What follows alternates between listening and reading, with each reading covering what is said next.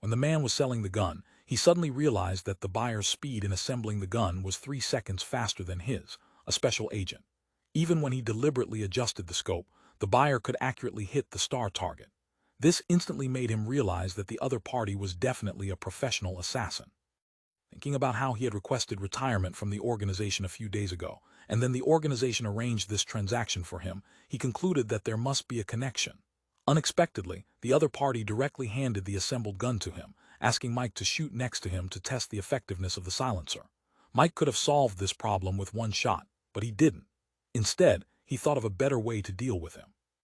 After testing the weapon, the buyer was very satisfied and immediately paid Mike a sum of money. However, Mike did not hand over the gun to the buyer, saying that the gun needed some improvements and asked the buyer to wait 3 days. The buyer didn't think much about it. A week later, the woman arrived by train, eager for the gun. She was very satisfied with it. Both the rate of fire accuracy and the silencer effect were impeccable. Therefore, the transaction went smoothly. After a few simple pleasantries, they went their separate ways. Having lived in killing for half his life, the man was tired of this life. Even when he slept, he had to hold a gun. As long as there was a slight noise in the house, he would reflexively grab the gun and sit up, and Annie's appearance made him even more determined to retire.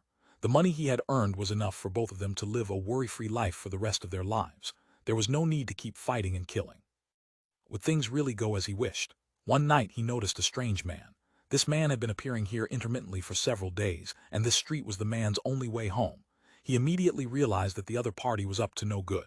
So he pretended to go to a coffee shop to see through the other party's flaws. But at this moment the boss handed him a letter, saying it was for him. He opened it and found it was a tip-off, reporting about the incident in Siberia. Man immediately reacted and hurriedly looked outside, only to find that the man who should have been sitting in the car was gone. He didn't dare to think too much and had to hurry home, not knowing that the other party was following him. But at the next corner, he suddenly slipped into a crack in the wall. It turned out he had long noticed that someone was following him. The assassin quickly pulled out his gun. The man on the other side carefully took off his shoes to avoid making noise when walking. And he also took out his silenced pistol and quietly followed after the other party passed by. But just as he was about to pull the trigger, a motorcycle suddenly sped up from behind. He hurriedly turned around and fired. Unexpectedly, there was more than one person. The man knew that he had to eliminate the threat as soon as possible, otherwise there would be endless trouble. So he immediately got on his electric scooter and chased after them.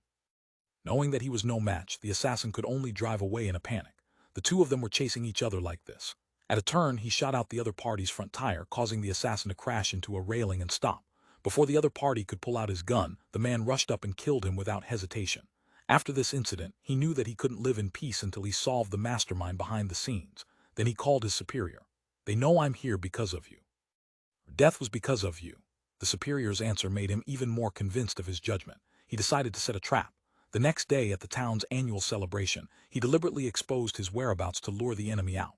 At this time, the woman who bought the gun earlier appeared. She was also here to kill the man. Little did she know that the man had already tampered with the sniper rifle and injected water into the bullet. As soon as the woman fired, it would explode.